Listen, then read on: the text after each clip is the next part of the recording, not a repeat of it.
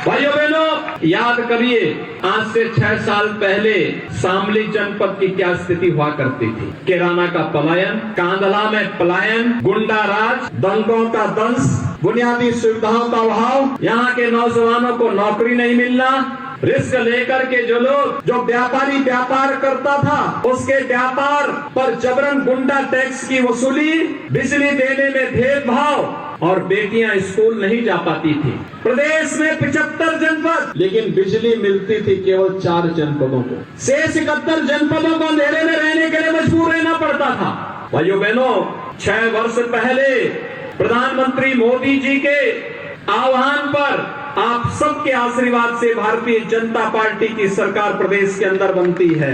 6 वर्ष के अंदर कैसे तकदीर बदली जा सकती है, आज शामली और उत्तर प्रदेश इसका एक जीता जागता उदाहरण है। आज भाइयों बहनों, आज पश्चिमी उत्तर प्रदेश में कर्फ्यू नहीं लगता। आज कावड़ यात्रा निकलती है, कावड़ यात्रा, याद है ना? आज कर्फ्यू नहीं, आज दंगा नहीं, आज गुंडा टैक्स नहीं। गुंडा टैक्स वसूली करने वालों की सबकी गर्मी शांत हो गई ना। मैंने कहा था ना विधानसभा चुनाव में, मैंने कहा था देखो निश्चिंत होकर के काम करिए। और मैं तो आभारी हूं पश्चिमी उत्तर प्रदेश की माताओं और बहनों का, जिनका सर्वाधिक आशीर्वाद मिला था। उन्होंने कहा न जाति, न मत, न मजहब, केवल और केवल कमल का फूल देख करके हम लोग भारतीय जनता पार्टी को वोट देंगे। क्योंकि माता और बहनों को, हर एक को अपनी बेटी सुरक्षित होनी चाहिए और सुरक्षा की गारंटी चाहिए। ये डबल इंजन की सरकार ने दिया था और तब भी मैंने कहा था माता और बहनों का आशीर्वाद है तो कमल चुनाव चिन्ह को और भारतीय जनता पार्टी को सत्ता में आने से कोई रोक नहीं सकता है। और उसी ताकत का एहसास कराते हुए मैंने कहा था तब कि जो लोग गर्मी दिखा रहे हैं ना, 10 मार्च आने दीजिए। 10 मार्च 2022, मैंने कहा 10 मार्च को जब बैलेट ईवीएम खोलेंगे ना तो उसमें केवल कमल ही कमल नजर आएगा। और भाइयों बहनों, फिर से प्रदेश के अंदर आपके आशीर्वाद से सरकार बनी। जो गर्मी दिखा रहे थे उस समय, गर्मी सबकी शांत हो गई होगी। वैसे भी मौसम बहुत सुहावना हो गया, कल तक बहुत गर्मी थी। गुंडा टैक्स वसूली करने वाले कहां चले गए कोई पता ही नहीं, कोई उनके लिए 2 बूंद आंसू बहाने वाला भी नहीं। आज किराना में देख करके मुझे बहुत प्रसन्नता होती है, जब हमारा व्यापारी वापस आ गया, व्यापार कर रहा है। कांदला में देख करके मुझे प्रसन्नता होती है, जब वहां पर फिर से रौनक दिखाई दे रही है। शामली की रौनक, ऊन की रौनक, एलम की रौनक, चौर। और उससे साथ साथ जब यहाँ की बेटियों को मैं अपने ही माँ बाप के संरक्षण में, अपने ही घर और गांव के स्कूल में पढ़ते हुए देखता हूँ, मुझे लगता है हमारा सत्ता में आना सार्थक हुआ। जब हम लोग देखते हैं हमारा व्यापारी भाई सुरक्षित है, बेटियां सुरक्षित हैं, अन्नदाता किसान जो भीषण गर्मी में भी अपना पसीना बहा करके अन्न उत्पादन करता है, लेकिन जब इससे पहले अपने खेत में जाता था तो उसका इंजन चोरी हो जाता था। आज तो चोरी नहीं हो रहा है ना। अब तो हमने तय किया है, अब तो हमने तय किया है कि निजी नलकूप वाले हर किसान को फ्री में बिजली उपलब्ध करवाएंगे। एक बड़ा कार्यक्रम करेंगे, इसकी घोषणा कर देंगे। लागू हो गई योजना। भाइयों बहनों, आप याद करिए ये जाति के नाम पर जो राजनीति करते थे कहां चले गए थे। तब किसी गरीब को प्रधानमंत्री आवास योजना का लाभ तो नहीं मिलता था, किसी गरीब को शौचालय नहीं मिलता था, किसी गरीब को रसोई गैस का कनेक्शन नहीं मिलता था, किसी गरीब को फ्री में बिजली का कनेक्शन नहीं मिलता था, किसी व्यक्ति को आयुष्मान भारत जैसी योजना का 5 लाख रुपए की स्वास्थ्य बीमा का कवर नहीं मिलता था। न किसान सुरक्षित, न व्यापारी सुरक्षित, न बेटी सुरक्षित। ऐसी जिंदगी का मतलब क्या था? लेकिन आपने जब कहा कि न जातिवाद के आधार पर नहीं, हम तो राष्ट्रवाद के आधार पर भारतीय जनता पार्टी को वोट देंगे, तो भाइयों बहनों, उत्तर प्रदेश को बदलने में देर नहीं लगी है। ये लोग तोड़ने वाले लोग थे, ये तोड़ने वाले जाति के नाम पर तोड़ते थे और उसके बाद सत्ता में आकर के लूटते थे, नोचते थे, गरीब का पैसा खा जाते थे। और यहाँ पर पिछले 3 सालों से आप देख रहे होंगे कोरोना कालखंड मार्च 2020 से 15 करोड़ गरीबों को डबल इंजन की भारतीय जनता पार्टी की सरकार फ्री में राशन देने का कार्य कर रही है। फ्री में राशन, हमने कोई जाति नहीं देखी किसी का मत और मजहब नहीं देखा, किसी की भाषा को नहीं देखा, वो गांव का है या शहर का है। पिछले 6 वर्ष के अंदर भाइयों बहनों हम लोगों ने एक व्यवस्था की है और वो व्यवस्था सुनिश्चित की है कि प्रदेश के अंदर 54 लाख गरीबों को एक आवास उपलब्ध करवाने का कार्य किया है। एक आवास उपलब्ध करवाने का कार्य किया है। 2 करोड़ 61 लाख गरीबों के घर में शौचालय बनाने का काम किया है। और भाइयों बहनों, प्रदेश के अंदर 10 करोड़ गरीबों को आयुष्मान भारत में 5 लाख रुपए हर वर्ष स्वास्थ्य बीमा का कवर देने का काम भी किया है। 15 करोड़ गरीबों को फ्री में राशन देने का काम ये डबल इंजन की सरकार कर रही है। एक तरफ योजना का लाभ, विकास की योजनाओं को द्रुतगति से आगे बढ़ाने का कार्य, और दूसरी तरफ इंफ्रास्ट्रक्चर के बड़े बड़े कार्य, हाईवे, रेलवे, और अब तो अगर यहाँ से निर्वाल जी और राणा जी फिर से विधायक बने होते भाइयों बहनों, अब तक मेडिकल कॉलेज भी यहाँ आ गया होता।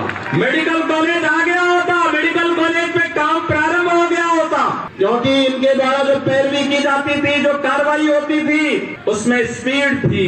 आज Uttar Pradesh 1 district 1 medical college की तरफ बढ़ रहा है। आपकी कमिश्नरी को मां शाकंभरी के नाम पर हम लोगों ने एक विश्वविद्यालय, मां शाकंभरी के नाम पे विश्वविद्यालय दे दिया है। और इसीलिए भाइयों बहनों, आज मैं आपके पास आया हूँ आप सबसे अपील करने के लिए। कभी दंगों के लिए जाना जाता था ये क्षेत्र, महीनों कर्फ्यू लगता था।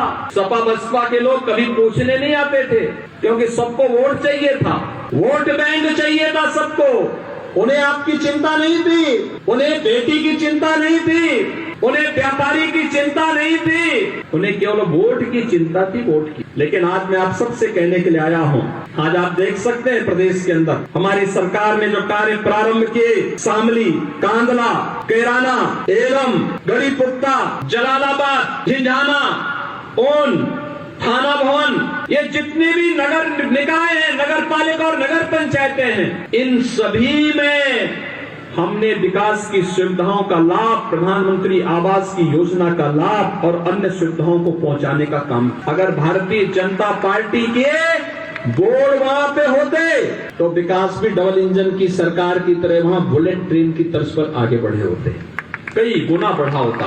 और आज मैं इसीलिए आपसे आह्वान करने के लिए आया हूं। जैसे प्रदेश आगे बढ़ रहा है, हमने आपने देखा होगा, इस सब के बावजूद प्रधानमंत्री आवास योजना में अकेले शहरी क्षेत्र में आपके शामली जनपद को लगभग 17,000 आवास उपलब्ध कराए हैं। 17,000 आवास। प्रधानमंत्री स्वनिधि योजना में जो स्ट्रीट वेंडर हैं, ठेला, खोमचा, रेहड़ी लगाने वाले, इन सभी व्यापारियों के लिए 7,233 लाभार्थियों को बैंकों से ब्याज मुक्त ऋण देने का काम किया।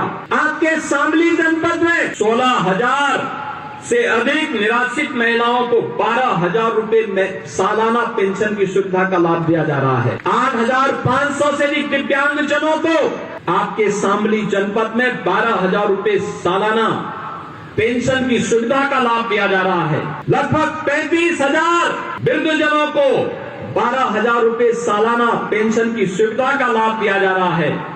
और 2 लाख लाभार्थी आयुष्मान भारत के आपके अकेले शामली जनपद में हैं। चाहे वह स्वच्छ भारत मिशन हो, अमृत मिशन हो, मुख्यमंत्री नगर सृजन योजना हो, दीनदयाल उपाध्याय राष्ट्रीय आजीविका मिशन हो, कान्हा गौशाला हो, पंडित दीनदयाल उपाध्याय आदर्श नगर पंचायत योजना हो या अंत्येष्टि स्थल, इसका लाभ शामली जनपद को भरपूर रूप से देने का काम किया गया। और इसीलिए आज मैं आपके बीच में आया हूँ आपसे अपील करने के लिए। 6 वर्ष पहले दंगों की आग और कर्फ्यू का कफन, न बेटी सुरक्षित, न माताओं का सम्मान, तुष्टीकरण की राजनीति और पलायन का दर्द, यही शामली की पहचान बन चुकी थी। इन 6 वर्षों में डबल इंजन की सरकार ने व्यापारी सुरक्षित, बेटियां सशक्त, व्यापार के लिए स्वनिधि, हर घर नल की योजना का लाभ, शांति, सुरक्षा और सौहार्द, समृद्धि, चौओर यही आज हम सबकी पहचान बन चुकी है।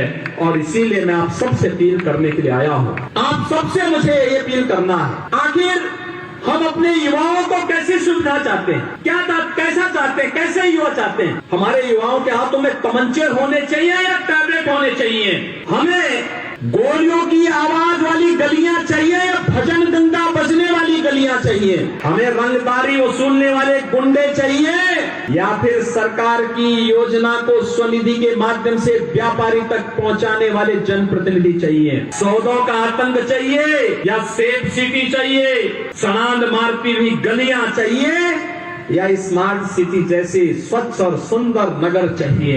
ये आपको तय करना है। मैं विश्वास के साथ कह सकता हूं कि शामली ने जो तय किया है, आपने जो कहा 6 वर्ष पहले जो मैंने कहा था, हमने वो करके दिखाया। कैराना का विस्तार कर दिया है। आज कैराना से पलायन नहीं होता है। मैं गया था कैराना में स्वयं, वहां एक 6-7 वर्ष की बेटी मुझसे मैंने पूछा, मैंने कहा बेटी सुरक्षित हो? उसने कहा एकदम सुरक्षित है। मैंने कहा स्कूल जाने में डर तो नहीं लगता?